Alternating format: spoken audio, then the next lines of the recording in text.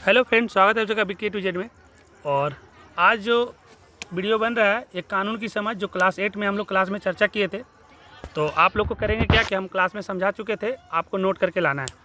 तो कल तो संडे है, मंडे को हम चेक करेंगे, लेकिन मंडे को आप लोग क्लास आएंगे नहीं क्योंकि आप लोग का एग्ज़ाम है। तो जब भी मिलेंगे तो आप लोग नोट करके लाएंगे। कानून की परिभाषा क्या होता है, आप लिखेंगे कि किसी भी देश या सामूहिक व्यवस्था में एक व्यवस्थित समाज मानव कल्याण और मानवीय अधिकारों को ध्यान में रखकर जो नियम बनाए जाते हैं उन्हें कानून कहते हैं। समझने का बात यह है कि कोई भी नियम ऐसा बनता है जिसमें सभी को लेकर के चला जाए, जिसमें सभी समाज मानव का कल्याण और उनका अधिकार को ध्यान में रख करके जो नियम बनाए जाते हैं उन्हें कानून कहते हैं। तो कानून का परिभाषा आप लिख देंगे, और हम थोड़ा बाहर में आवाज़ थोड़ा गलती भी होगा तो आप देख के नोट करके लाएंगे। इसके बाद कानून की परिभाषा तो आप लिखेंगे कि किसी भी देश या सामूहिक व्यवस्था में एक व्यवस्थित समाज मानव कल्याण और मानवीय अधिकारों को ध्यान में रखकर जो नियम बनाए जाते हैं उन्हें कानून कहा जाता है। भारत के सभी लोग कानून की नज़र में बराबर हैं, चाहे वो राष्ट्रपति हो, चाहे वो प्रधानमंत्री हो, चाहे आम जनता हो। भारत के जो कानून है उसके नज़र में सभी बराबर है, सभी के लिए समान कानून है। अगर कोई मर्डर करते हैं तो उनके लिए 14 साल या 20 साल का सजा है, तो चाहे वो कोई मंत्री मर्डर करे, चाहे कोई आम आदमी मर्डर करे, सभी के लिए बराबर है। कानून धर्म, जाति, लिंग, अमीरी तथा गरीबी के आधार पर भेदभाव नहीं कर सकता। अगर कोई बहुत अमीर है, अगर कोई बहुत गरीब है, तो इसके आधार पर भेदभाव नहीं किया जा सकता। कोई अगर गुनाह करते हैं तो सबके लिए समान गुनाह के लिए समान सज़ा है। किसी भी अपराध या कानून के उल्लंघन की एक निश्चित सज़ा होती है जो सभी के लिए बराबर है। अगर कोई किसी का सर फोड़ देते हैं और अगर उन्हें हाफ मर्डर पे नाम पे या फिर किसी भी कारण 3 महीने का जेल है, तो कोई दूसरा व्यक्ति भी अगर वो ऐसा काम करेंगे तो उसको उतना देर का जेल मिलेगा। मतलब समान कानून है।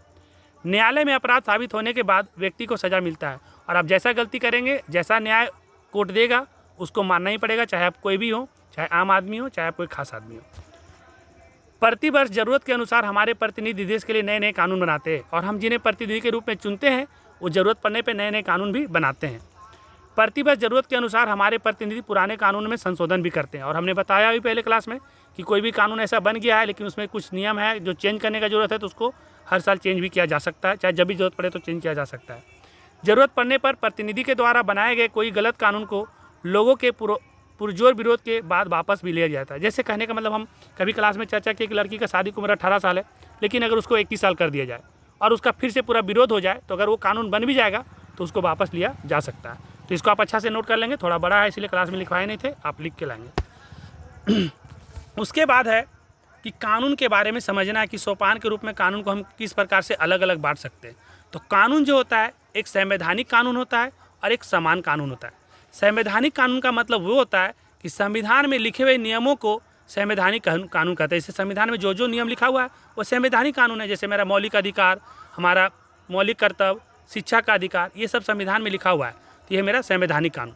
लेकिन एक समान कानून है जो संविधान में लिखा हुआ नहीं है लेकिन सबके लिए। जैसे संवैधानिक जो समान कानून है उसके अनुरूप हम कह सकते हैं कि उत्तराधिकार कानून। अब कहने का मतलब, मेरे दादा परदादा का बहुत संपत्ति है, अगर वो नहीं रहेंगे तो निश्चित रूप से वो हमारे ही जनरेशन को मिलना है। क्यों? क्योंकि वो समान कानून है कि जिनके पूर्वज है वो अधिकार उन्हीं का है। वैवाहिक कानून, जैसे कहने का मतलब, हम कहीं भी जाते हैं और शादी ब्याह करते हैं और कोई भी तरह का अगर उसमें 19-20 होता है, अगर किसी भी कारणवश से डाइवोर्स होता है या कुछ भी होता है, तो ये संविधान में नहीं लिखा हुआ है, लेकिन ये मेरा समान कानून है कि उसके हिसाब से जो उचित होगा उस कार्रवाई करना पड़ेगा। और दंड का भी विधान है, जैसा आप करेंगे उसे आपको दंड भी मिलेगा। आगे बढ़ते हैं। फिर एक है सार्वजनिक कानून और एक है व्यक्तिगत कानून।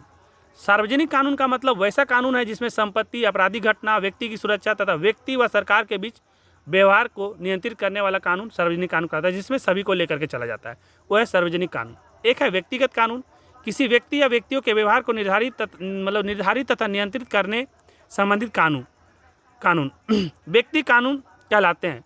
व्यक्तिगत कानून का मतलब अपना निजी होता है। जैसे अब कोई धर्म को मान रहे हैं तो अपना उनका स्वार्थ, जो चाहे धर्म को मान सकते हैं, जो चाहे धर्म को छोड़ सकते हैं।